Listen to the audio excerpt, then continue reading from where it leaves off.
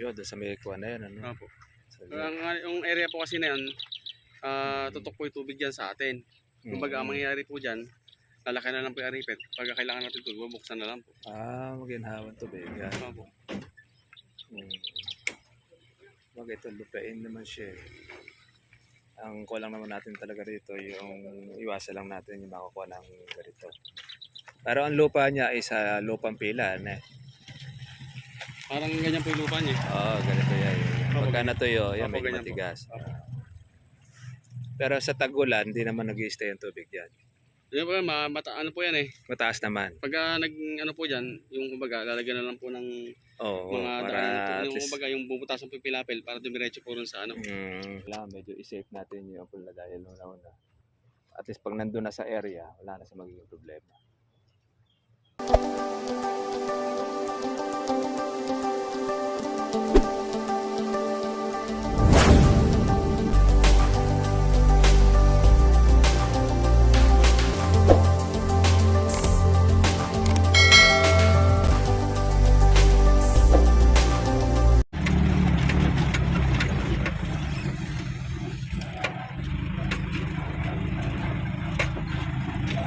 Sa bukid.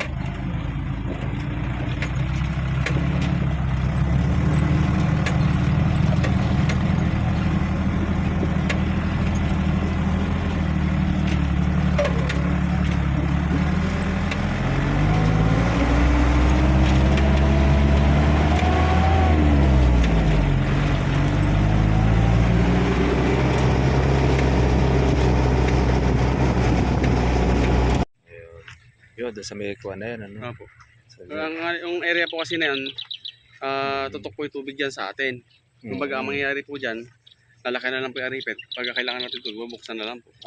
Maginhawan tubig. Yan. Opo. Wag ito, lupain naman siya. Ang kulang naman natin talaga rito, yung iwasan lang natin yung makakuha ng ganito. Pero ang lupa niya ay sa lupang pila, ne? Parang ganyan po yung lupa niya. Oo, ganito yan. Pagka natuyo, yan Opo, medyo ganyan matigas. po. Pero sa tag-ulan, hindi naman nag-i-stay yung tubig dyan. Yan po yan, ano po yan eh. Mataas naman. Pagka ano po dyan, yung kumbaga, lalagyan na lang po ng mga para daan. at Yung least, kumbaga, yung bubutasan po yung pilapil para dumiretso po rin sa ano. so may Yun lang po pinakababa. siya. Opo. Hagdan naman po siya eh. Okay naman yan, para at least dun eh. Ang hanay po kasi ng bukid niya, pag ganun yung pilapil. Hindi po, yung iba po kasi pag ganun eh. Okay, sige. Yan yung pwesto, no?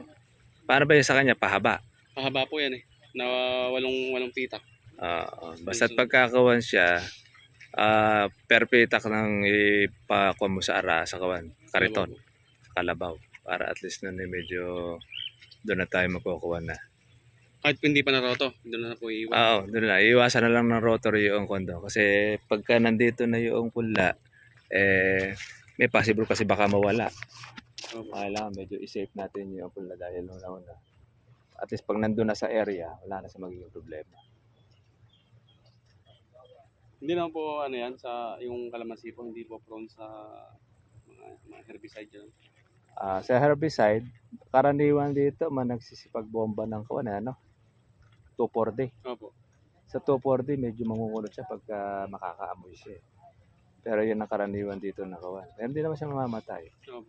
Kaya kung mapapakiusapan mo yung kawan, na wag na yung 2,4-D. Pwede sa iyong mga kahangga.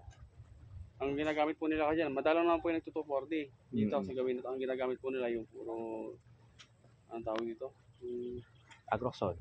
Opo, parang Okay lang. Pag Agroxon, okay lang. No problema. Ang kulang kasi dyan, yung 2,4-D kasi yung mabagsik yung ano po yung ester. Oo. Wala nang problema yan pagkakawan dun. Kasi tayo rin, mag-herbicide din tayo doon sa kalamansi. Magkukulit, tuturuan natin yung pamamaraan po niya para hindi po siya damuhin. Kaya natin na-herbicide para hindi masyado madamoy yung kayali niya. Kaya yun pala yung kung na yun sa may dulo na yun. Ito po kasi yung sabi ni Brad Joel na Robin, kung mapapakiusapan yung may-ari, i-develop po yung daan. Ay, yan sa may daanan na para makuha siya. Kahit makadaan po yung pugpog.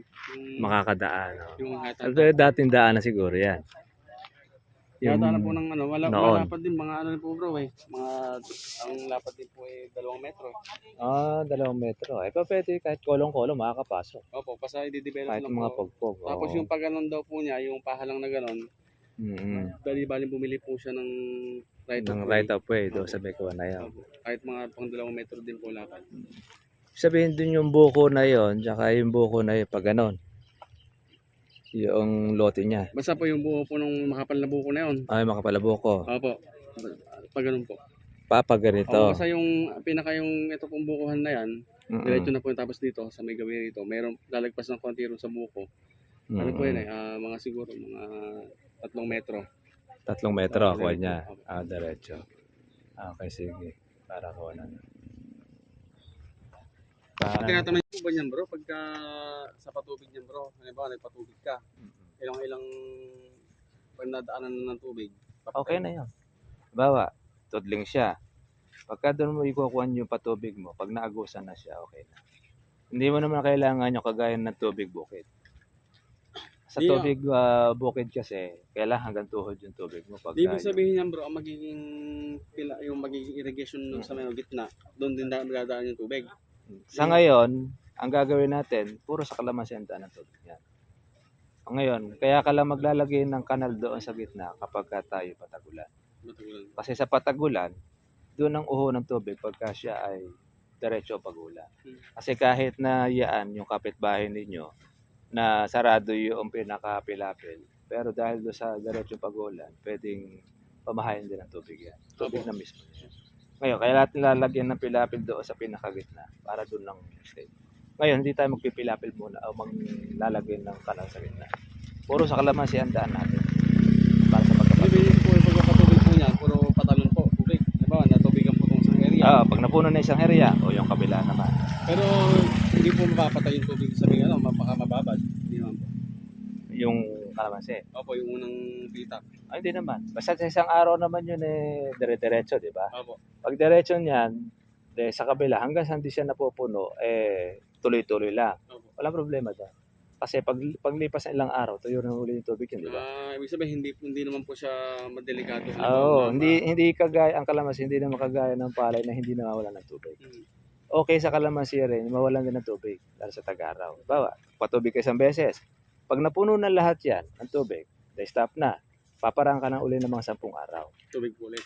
Oo, kasi 10 araw, pagka natuyo, lalo na ito, pagka medyo pila ang lupa o kaya yung Yan po, mga, slope siya, ang tubig po dyan, kaya tumagal po ng 15 days. 15 days. 15 days na ang ulit mo. Ang iwasan mo lang dyan, yung magbitak-bitak. Kasi pagka nagbitak-bitak po yung lupa, yung ugat natin ng kalamansi ang maaapekto. Bali yun na lang titingnan mo dyan. Huwag mo hahayaan dito na yung malalaki na yung bitak, baka makakuha yung kuha natin ng kalamansi. Dahil yan, dire-diretso kasi ang kuha. Dapat pala nakapagpadala ako ng kumpala rito. Organic fertilizer. Para yun na magiging pinakapasalubong. Ay di bale, yun na lang ang sabihin ko kay sir, yung organic. Yun na ilalagay natin sa pailalim. Lahat ng butas natin doon, pakukuha natin ng organic. Siguro yan, mga kuha lang siguro, mga 2 sako.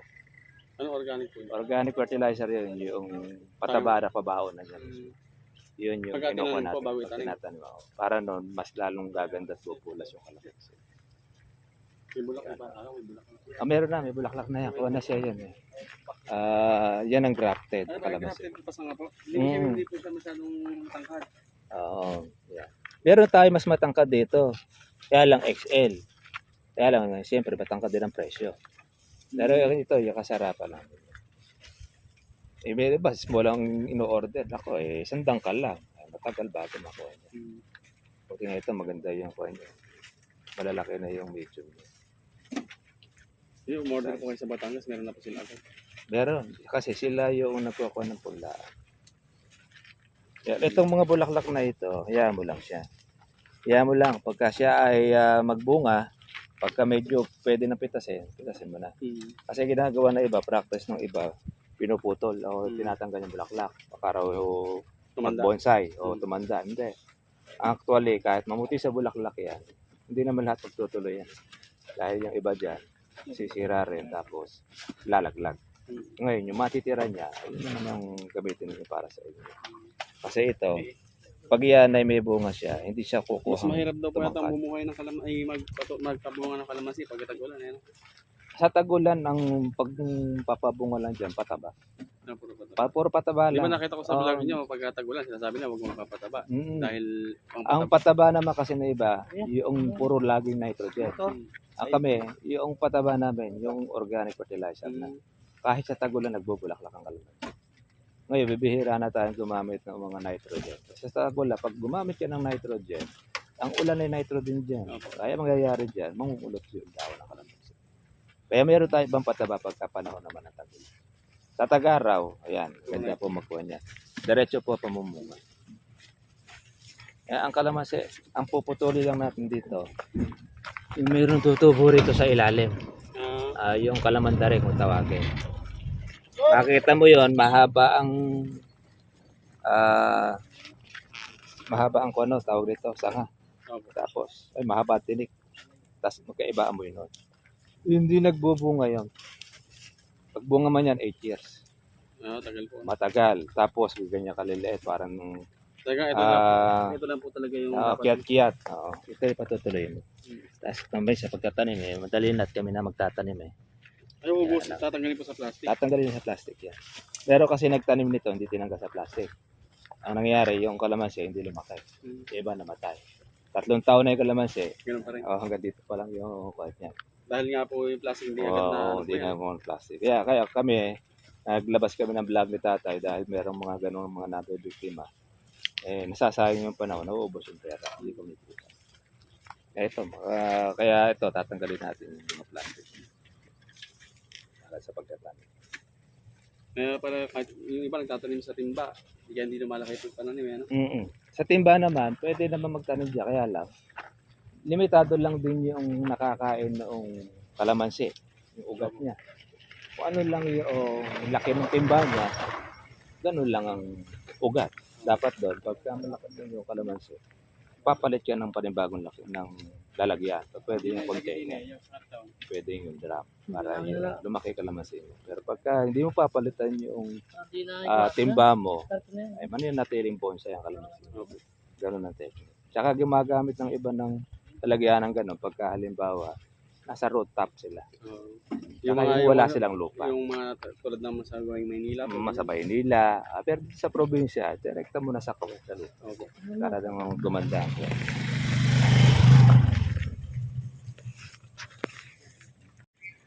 Ito.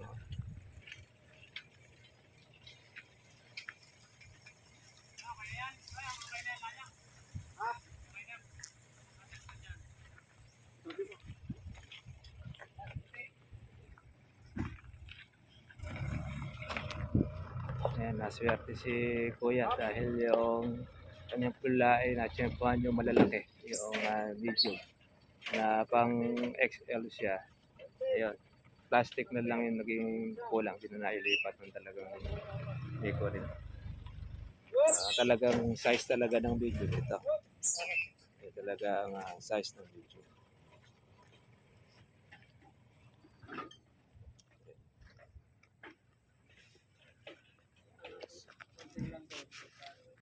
Diferensya. Halos 2 to 3 months ka na libre dyan sa XL. Kumpara mo rito sa medium. Kung mag-advance ka na. Advance ka. 2-3 months. Yun ang kagandahan niya. Yun namang small, advance ka naman dyan ng 4 months mula rito sa medium. Kasi ang small, sandangkal lang. Mahigit. Gano'n lang ang size. Kaya maganda yung naging ko natin. Ng pula. Ayun na po yung kain sa highway. Doon na ako makukuha. Ayun po mga ka-farmers po yung atin dito sa Laora ay nasa 1,300 isang 1.3 hectares po yung tataniman itong 1,300 po na puno na kalamansi. Ngayon, wala silang problema sa patubig dahil meron silang irrigation. Ang gagawin lang po nila ngayon ay bubuhay po yung mga pilapil para yung tubig ng kapitbahay ay hindi lumipat sa kanila. Pagdating sa pagkapatubig, walang problema. Bubukas lang sila ng irrigation. Dire-diretso na doon sa kalamansi. Pagka panahon naman po ng tagulan, kung ito yung area na bukirin siya, papagawa na lang tayo ng kanal para safe yung kalamansi na hindi siya mababa. Paano po mga katribya? Salamat kay Sir Nards. Yan. Kay Sir Joel. Ito na po yung inyong pupunla. God bless po sa inyong lahat yan. Bye-bye. Salamat sa Diyos.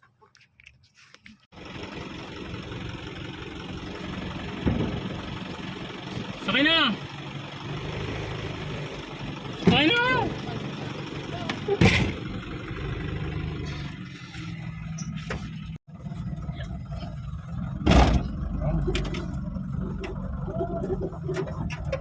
Tingnan natin. Bye.